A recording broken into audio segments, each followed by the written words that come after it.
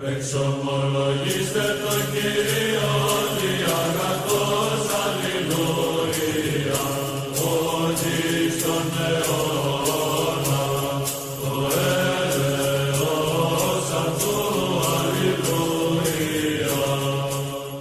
found what Ibn Abbas said.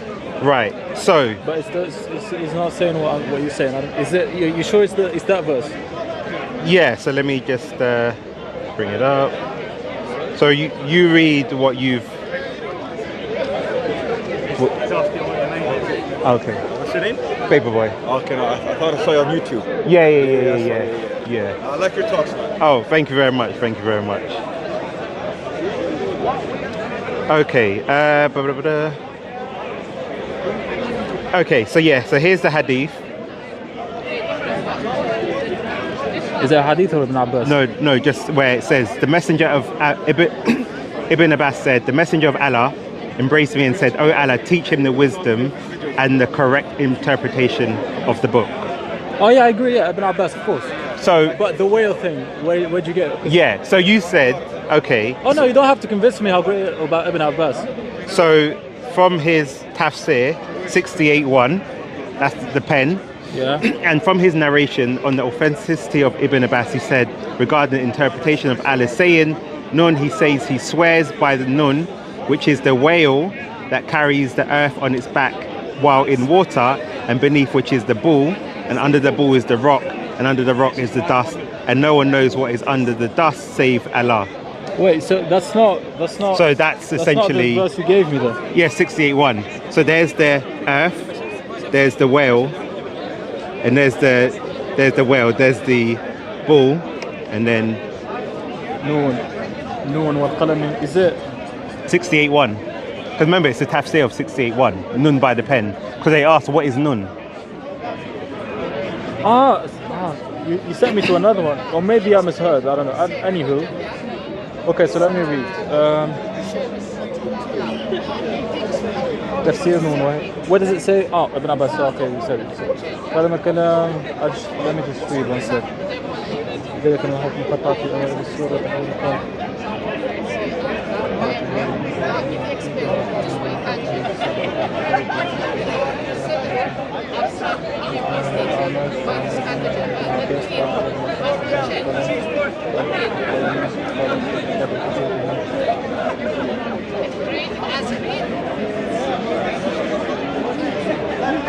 So the question is, do you agree with Ibn Abbas, who was the ink of the Ummah? And your Prophet prayed for him, and I don't know any time that Allah did not respond to Muhammad's requests. No. See, the thing is, Ibn Abbas, I need to first understand what Ibn Abbas is saying here. But what I would say is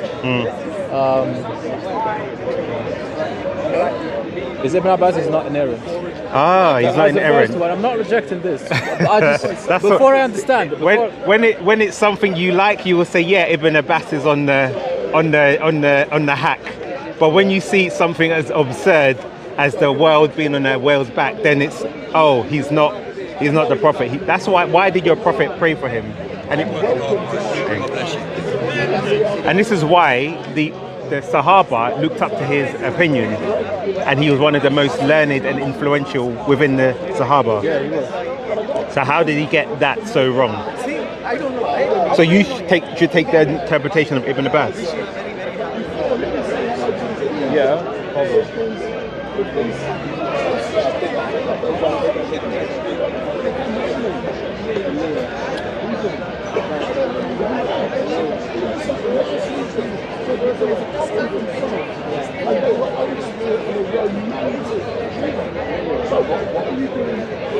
Yeah, he was known as the Sea of Knowledge and one of the early Quran scholars. Why are you trying to convince me about Ibn Abbas? But I'm told you don't have to convince me. No, I'm just adding that in there.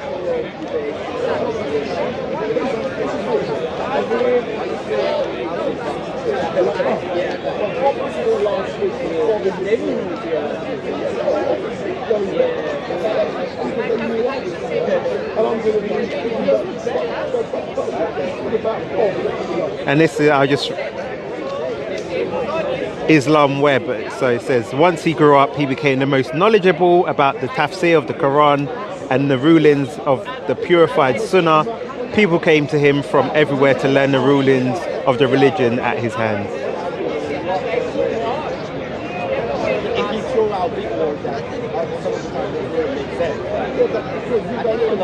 And oh yeah, so and also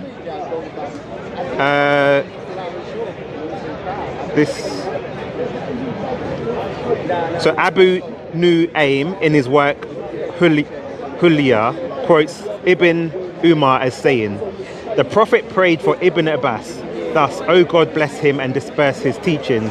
In addition, he said, narrated from Abdullah Mumin bin Khalid from Abdullah Allah bin Buraida, that Ibn Abbas said, I got to the Prophet when Gabriel, who was also present, had this to say about me. He is destined to be the scholar of this community, so advise him well. So I'm just adding more layers as to what, when you're saying, well, he's not infallible.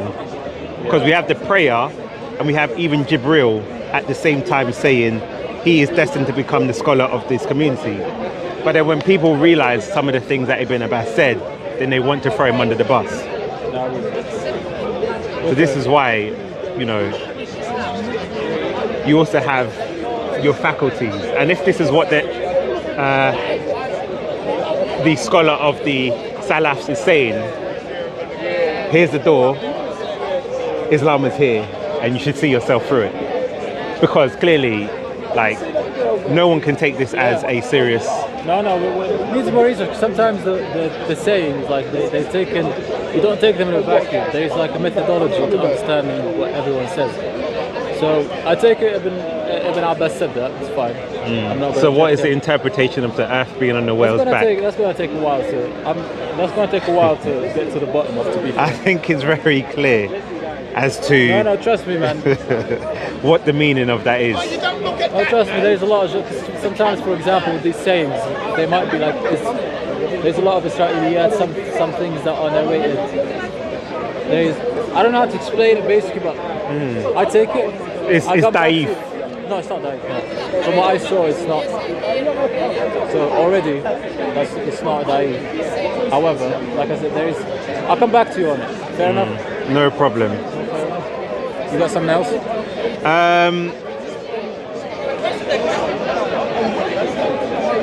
What's your opinion on the Quran and the different qira'at?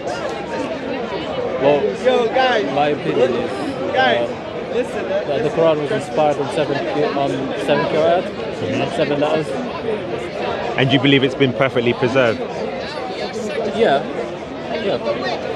So I guess my question is, because we see, like, within Islamic literature that there's been like many changes to the Quran since the time of your Prophet. So there'll be words and verses that were within the Quran that were within the Sahaba, such as Ibn Masud, however you say it, Masud,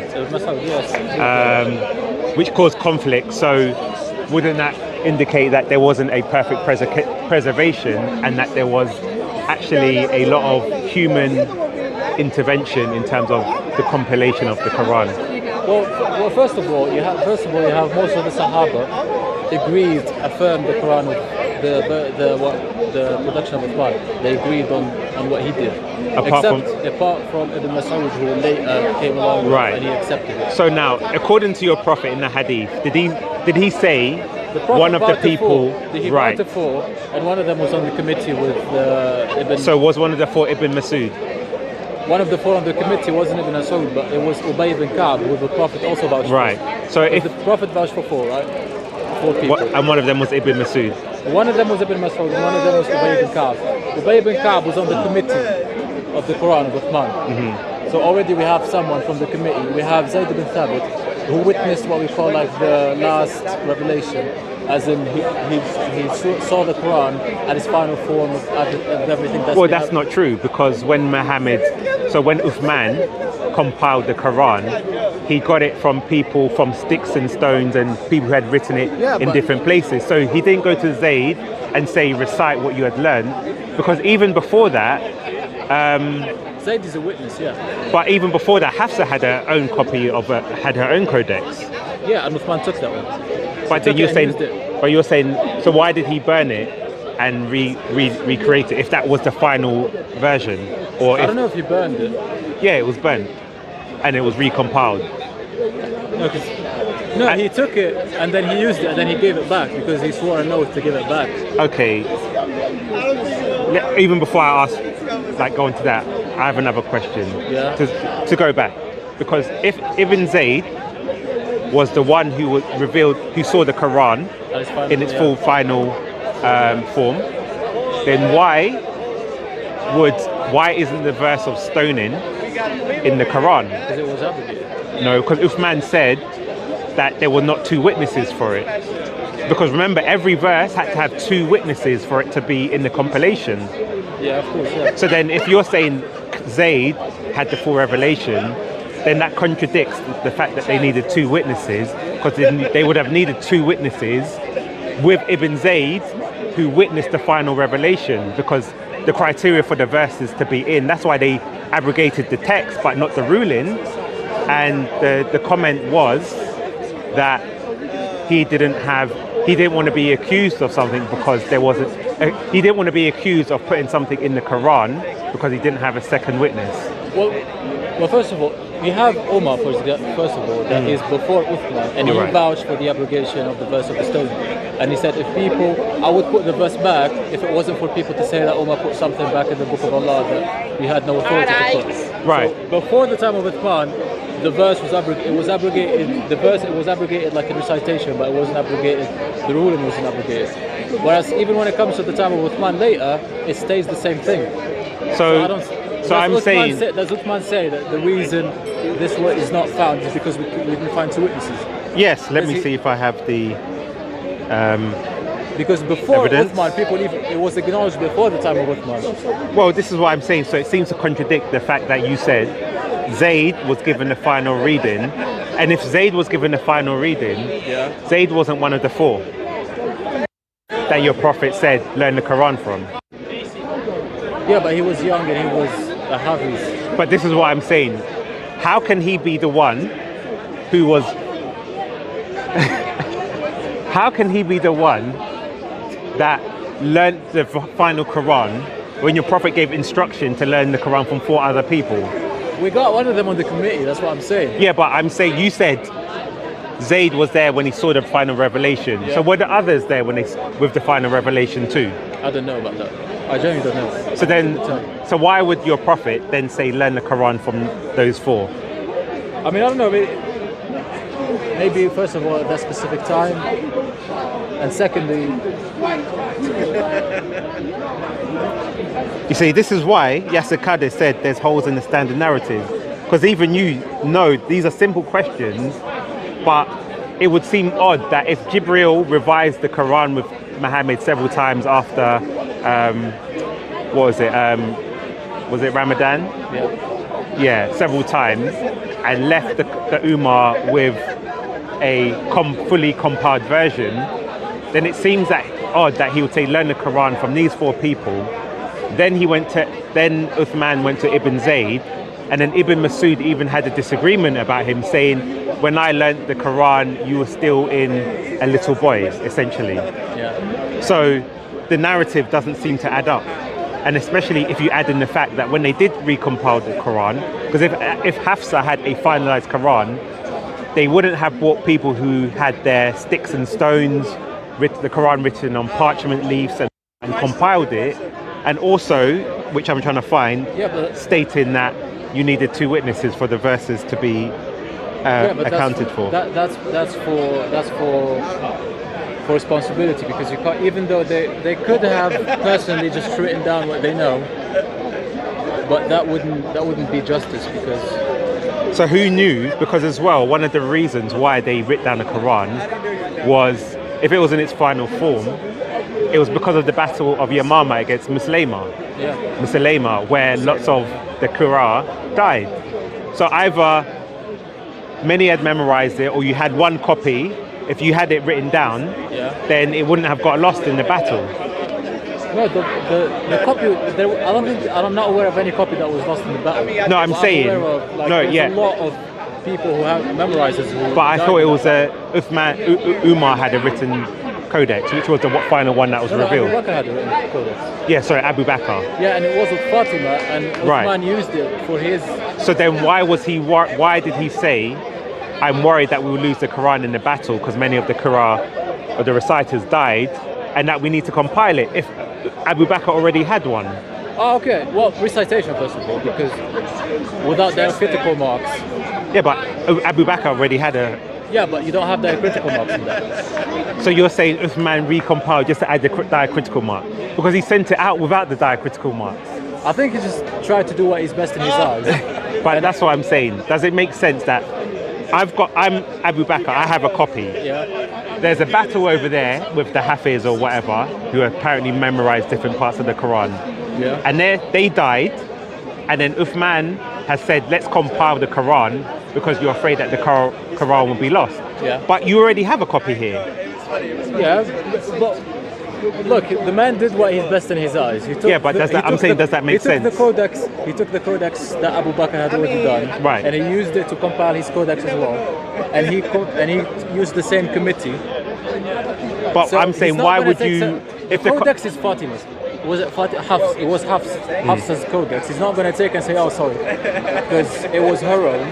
So he took it to use it, but then he gave it back. So I don't see the... Yeah, but I'm saying, why would you say, let's compile the Quran if it's already compiled? Oh, okay, I understand what you mean now. Yeah, because it was... Oh, okay, I understand what you mean now. I think the answer to that is because the spreading of Islam that was happening very quickly, he needed a copy in each place. So Because you just copy Abu Bakr's one multiple times?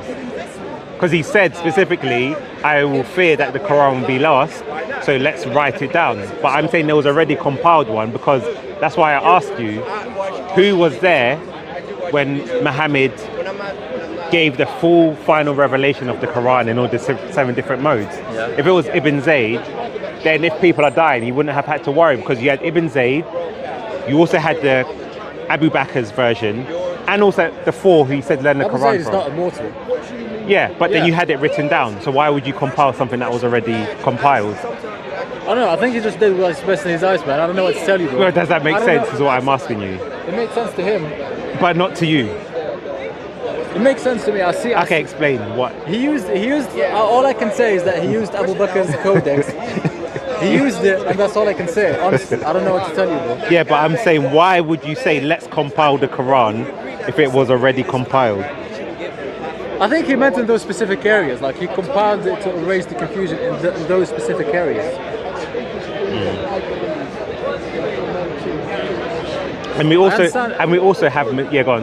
No, I understand your questions, honestly, but that's all I Yeah, so that's what I'm saying. The Islamic narrative, or that's all I'm highlighting, is that it's very contradictory, and it doesn't make sense, because if Muhammad gave, for example, the final sermon, there was supposed to be loads and loads of people there. yeah. So if Muhammad has finalized Islam, because in the Quran it says, this day I've made your religion perfect for you. Yeah.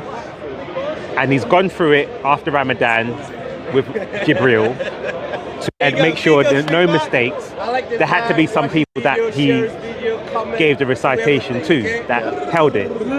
So if they had the final version, then it would have had to have included the 4, because you wouldn't say learn the Quran from people that didn't have the final version. Oh yeah. Hold on. I'm not sure if. Does that make sense?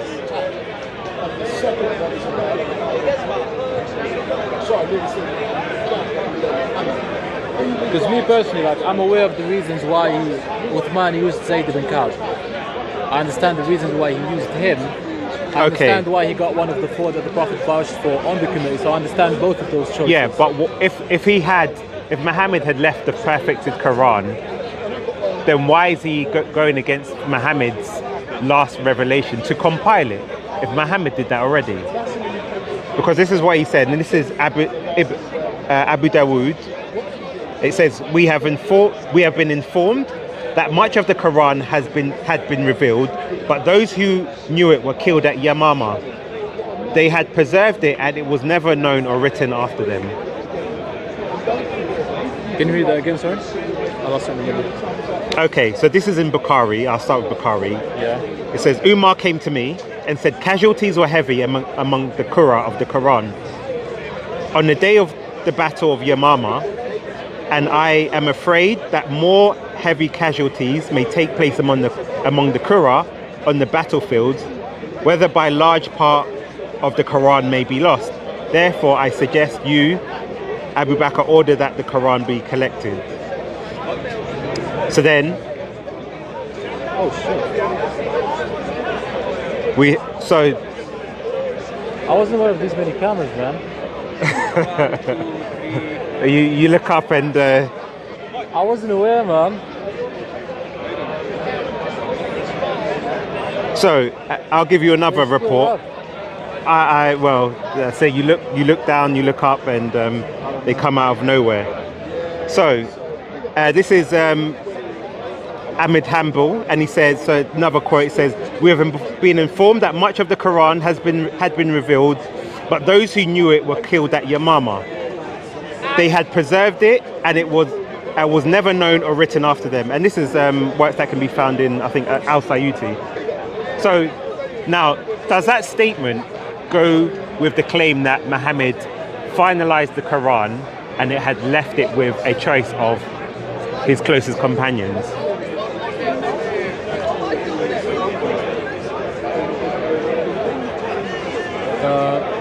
Which one's that? So there's the Abu Bakr one, that's in Bukhari, Yeah. and this one is in. Casualties were on the Quran of the Quran. On the day of Battle of Yamama, and I am afraid that more heavy casualties may take place on the Quran, and that means whereby a large part of the Quran will be lost.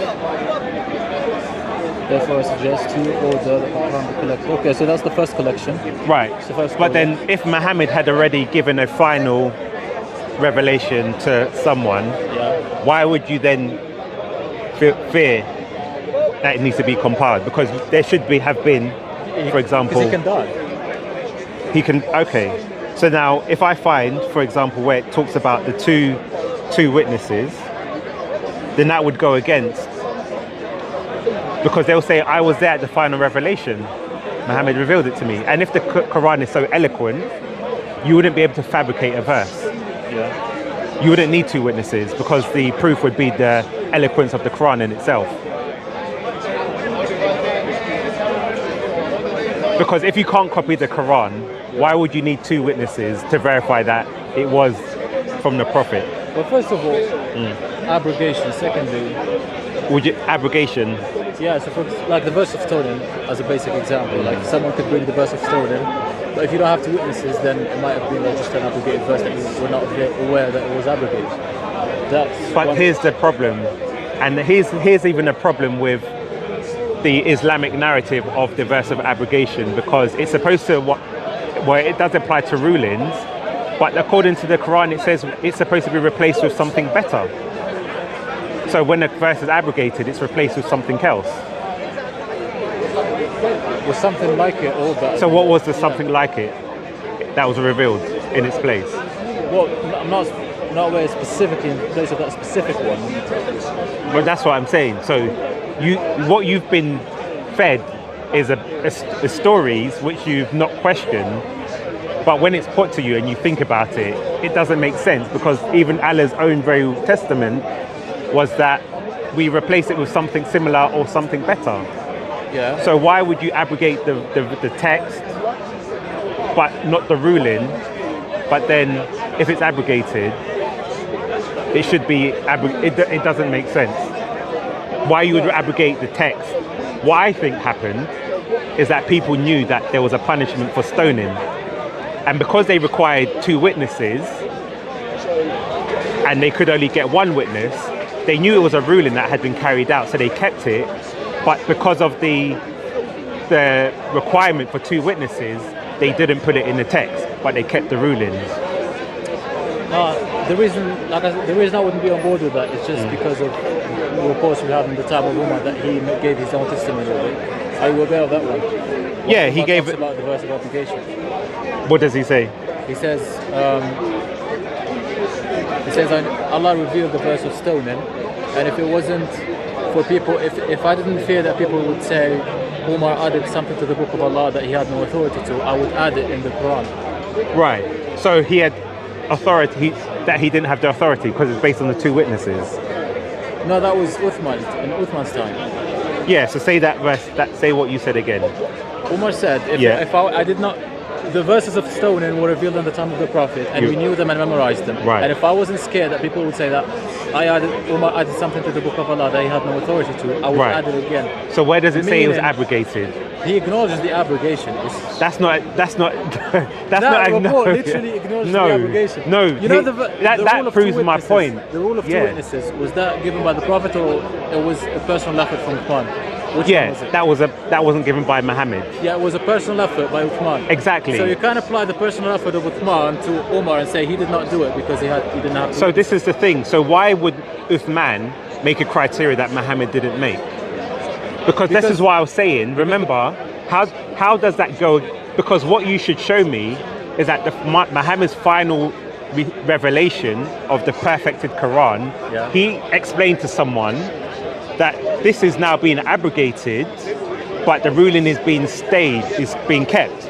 Because he would have been the one who revealed the final version without that verse in it. Yeah. So how would it then come later on that Uthman is taking it upon himself and it's not a criteria that was established by Muhammad? Yeah, because first of all, the process of witnesses is something that the Prophet himself like heavily relied on. Because Yeah, but he gave a final revelation and he said learn the Quran from the four. Yeah. So they should have had already the full revelation that they could have taught to people. But then it was Uthman who made the criteria, not one of the four. No. Because they would have said, this is not in our recitation because the Prophet never taught it to us because it's abrogated apart from the ruling. Wait, say that again. So, if Muhammad had taught them Yeah. that the verse was not to be in the Quran anymore, Yeah. but the ruling should be kept, Yeah. it should have been one of those four who raised that point to tell everyone, hey guys, Well, they proved it, didn't they? did they? Zayd ibn Thabit Did, You so, have- so exactly, Zayd, and Ubay. and how many chapters in the Quran did Ubay have? 112. No, was it 116? 116. Then why did he do one with 112? No, it was 100. Yeah, 112 then. Sorry, So What we have now is 112. no, 114. Oh yeah. Yeah, so he had 112. He had 112. So- Yeah, so he wasn't aware of two. That actually proves the point. But this goes again. If the Prophet said learn the Quran from Ubay ibn Ka'b as one of the people, Yeah. and he witnessed the final revelation of the Quran, why would he? Did he? Well, I'm asking who was the person who witnessed the final revelation? Because you said Muhammad went through it with Jibril. Yeah. So clearly it would have been taught to someone. Yeah, of course. So I'm Zayd just was one. Zayd 100% was one of them. no, because that's why he had a dispute with Ibn Masud. No, I know for a fact that Zayd had witnessed the final revelation. But let me just get the names of everyone who Okay. witnessed that.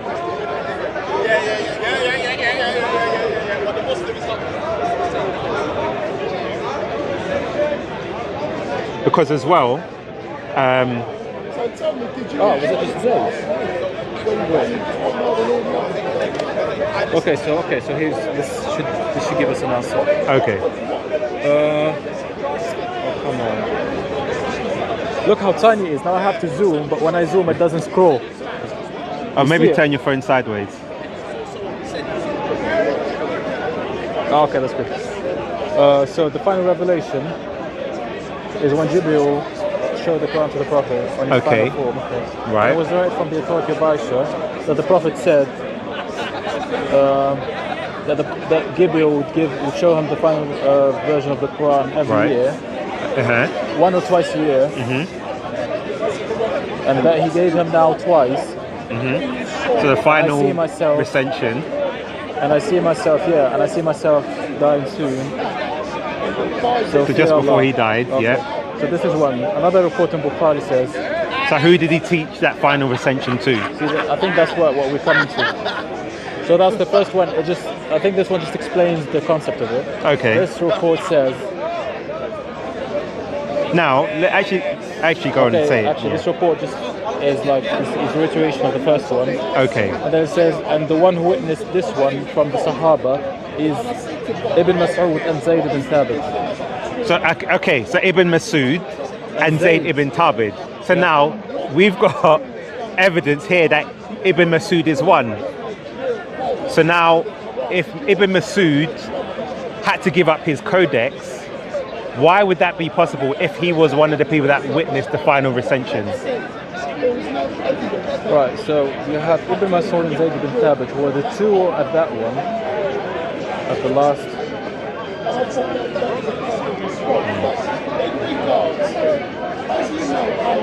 So all I'm highlighting is there's contradictory information in the Islamic sources, because if they both witnessed it, they wouldn't have both disagreed.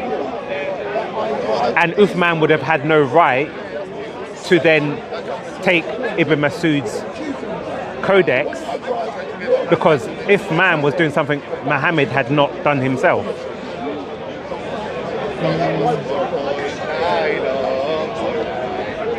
That's a good question. And also, let me just add one other thing whilst you're pondering. And this is in Sahih Muslim. Yeah.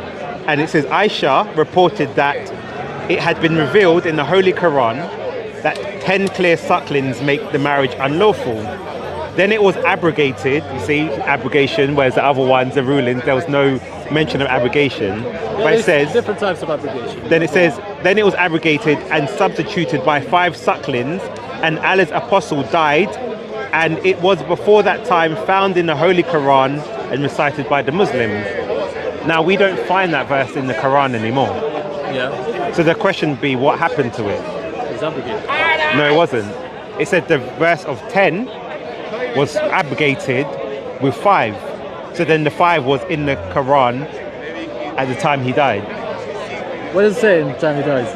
Yeah, so look, the 10 clear sucklings make the marriage lawful. Then it was abrogated by 5, and Allah's apostle died, and it was before that time found in the Holy Quran and recited by the Muslims. So I'm just saying, you've just read that Muhammad gave a final recension of the Quran. So this verse should have been in that final recension. But we don't find it anymore. One second.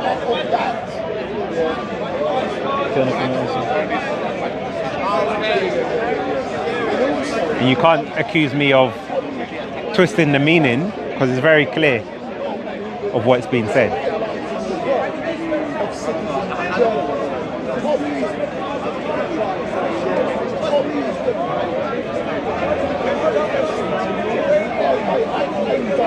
Alright, let me just find one thing really quickly.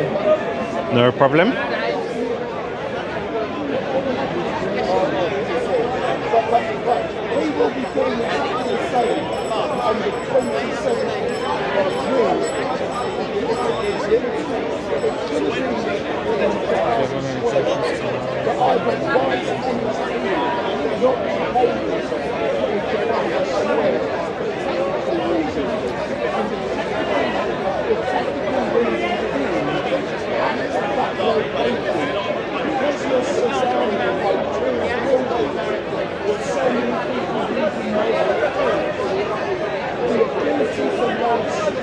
Okay, so this is what they're saying, right? And what Aisha said, that the Prophet died and these are still being recited, it means that the abrogation with 5 sucklings was very late. That even when the Prophet died, some people were still reciting them, not aware that it has been abrogated. So now, here's the problem again. We go back to, we see the 10 was replaced by something better, 5 sucklings. What was the 5 replaced by?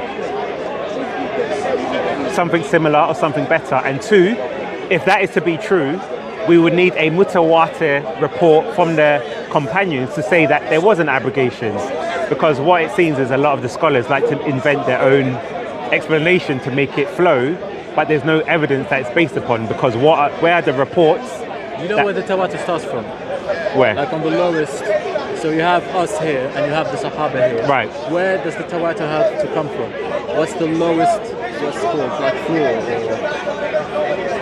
So the tawatur is Sahabi, one from a person from the Sahaba. Right. That's counted as authentic purely. And then it goes, you have to have tawatur from the Tabaq al-Safiyas. Right. So if you have one Sahabi, or you have Did you have one Sahabi that affirms that? Zayd ibn Thabit, the committee. No, where he said that the 5 sucklings was abrogated. Oh, we don't have to have the report because he compiled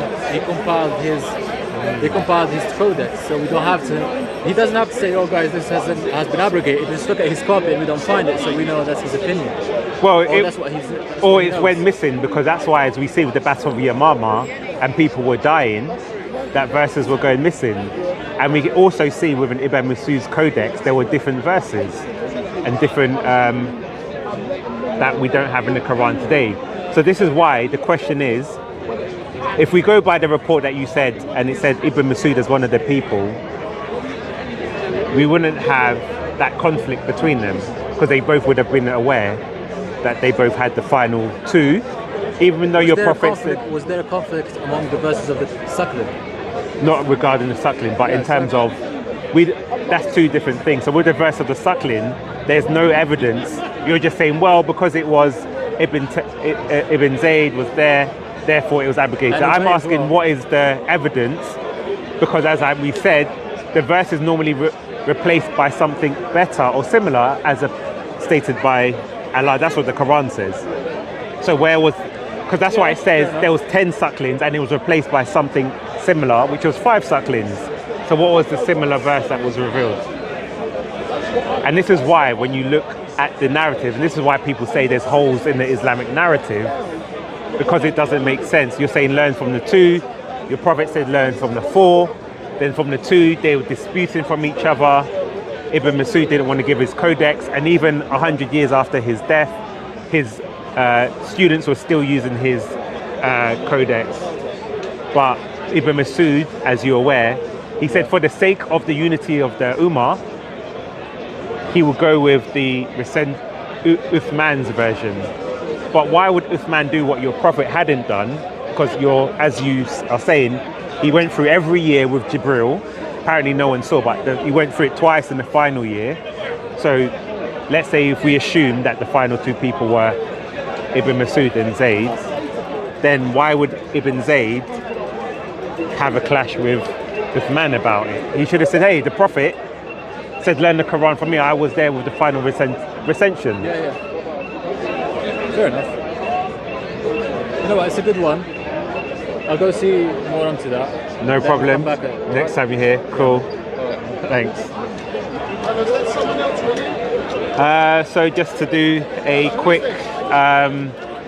wrap up, we clearly see that this nice young gentleman was clearly stumped about the contradictory evidence within the Quran's compilation. But at first this conversation started off because he said he is a Salaf and he goes by the interpretation of the Salaf.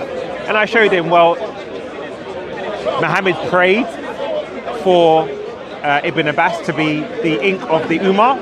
And we even see the statement where Jibril said that Ibn Abbas will become the most knowledgeable within the community. But then yet when we see Ibn Abbas, he said that the interpretation of Nun by the pen was that the earth was on a whale's back. But because people now have science, they reject this. But before, they wouldn't have had a problem with it. No one would have said, hey, you're crazy. How can the world be on a whale's back? But now we have, scientific knowledge. We know that's not true, and it debunks the Quran.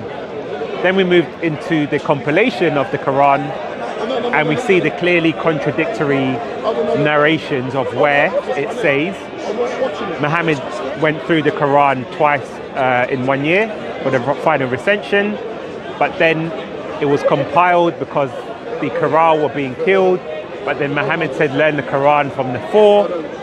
So why did they have a dispute between Ibn Zayd and Ibn Masud if Muhammad said, if these were the people that saw the 2 final, fully compiled, clear revelations from Muhammad?